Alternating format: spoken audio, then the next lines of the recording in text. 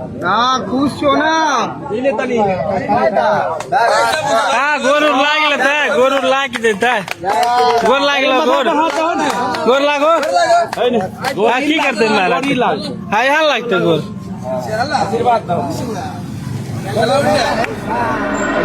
एक युवक को आस्कीबाजी करना काफी भारी पड़ गया। दरअसल एक वीडियो काफी ज्यादा वायरल हो रहा है और वो काफी ज्यादा सुर्खियां बटोर रहा है।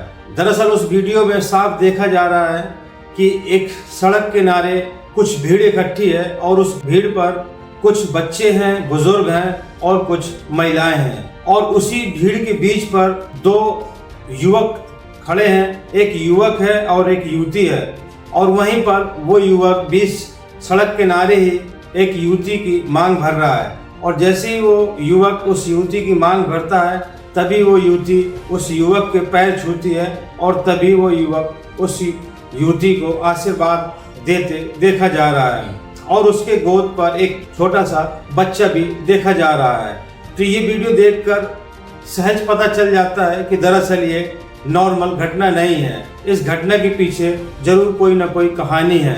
वाकई में इस घटना के पीछे एक ऐसी कहानी है जो आप सुनेंगे तो आप भी थोड़ा सा हैरत में पड़ेंगे और हंसी भी आएगी और मन भी विचलित होगा।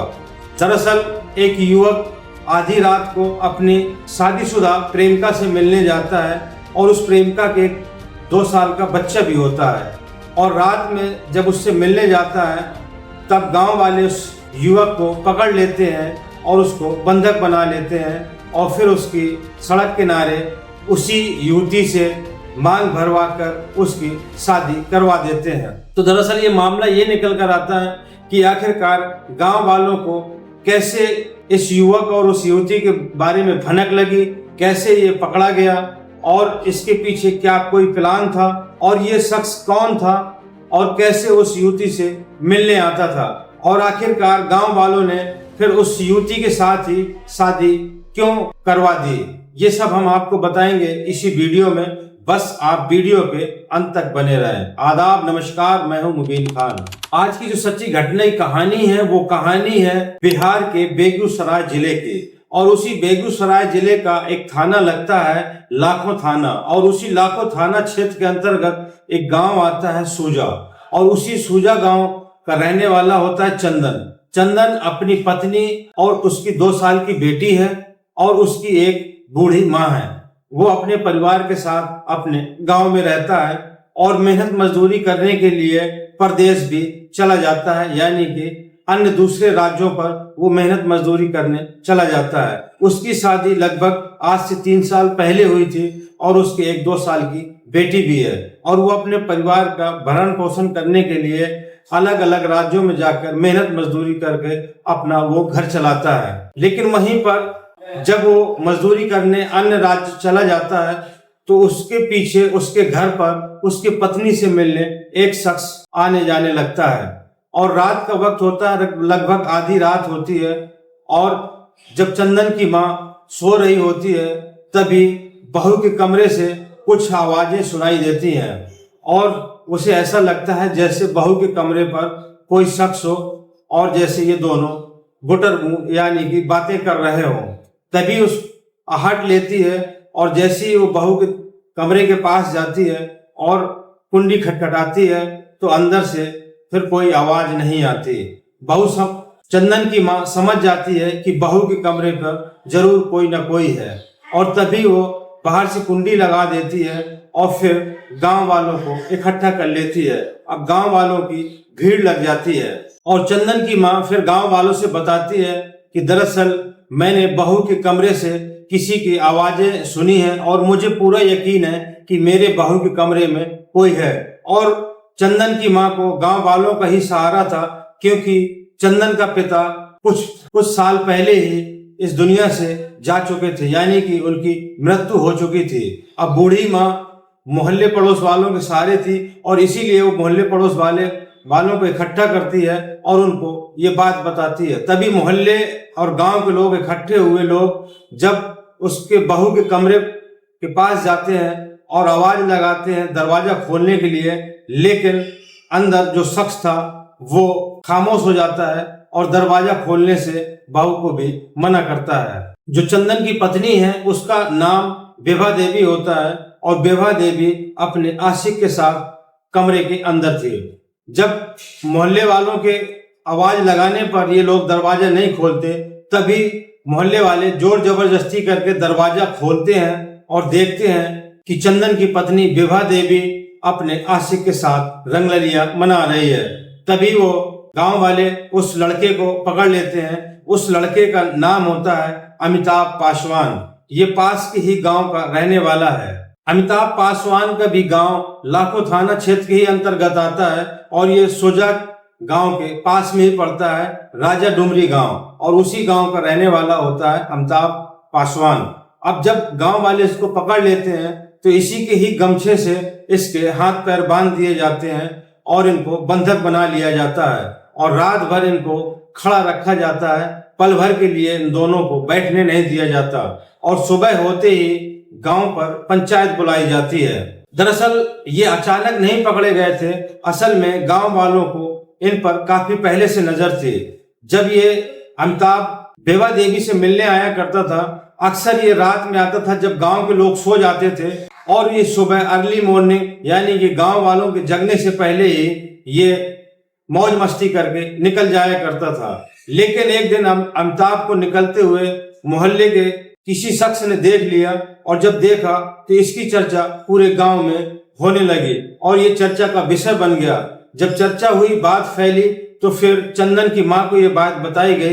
तभी से फिर चंदन की माँ सतर्क हुई और उसने इसको पकड़ने का प्लान बनाया और 7 अप्रैल सोमवार को विभा अपने आशिक अमिताभ पासवान को मिलने के लिए बुलाती है और अमिताभ से कहती है कि तुम गांव के बाहर आकर रुक जाना और जैसे ही मेरी सास सो जाएगी तो मैं तुम्हें घर बुला लूंगी। और हुआ भी ऐसा कि जैसे ही चंदन की माँ सोई तभी विभा ने अपने आशिक को मिलने के लिए अपने घर बुला लिया। लेकिन चंदन की माँ दरअसल सोई नहीं थी, वो तो इंतजार कर रही थी इन दोनों को पकड़ने का और सोने का वो बहाना बना रही थी। तभी जब ये अमिताभ विभा के कमरे पर था और इनकी दोनों की बातचीत होने लगी तो चंदन की माँ को यकीन हो गया कि इसका आशिक इसके कमरे पर है और तभी मोहल्ले वालों को बुलवाकर इसको पकड़वा दिया और मोहल्ले वालों ने भी इनको रंगे हाथों यानी कि आपत्तिजनक हालत में इनको पकड़ लिया।